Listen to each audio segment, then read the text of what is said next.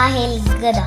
एक दफा का जिक्र है कि एक ताजर अपने गधे पर नमक लाद कर बाजार फरोख्त करने के लिए जाया करता था।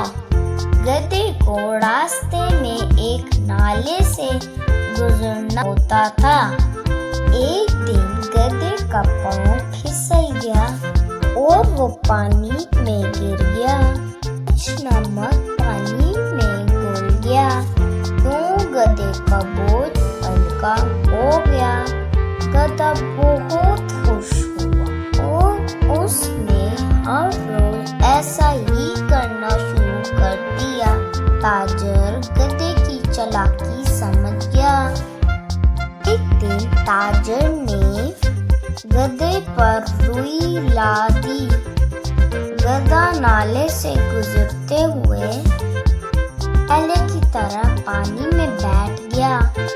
अब तो रुई भारी हो गई थी। गधा उठा तो बोझ की वजह से चलना मुश्किल हो गया।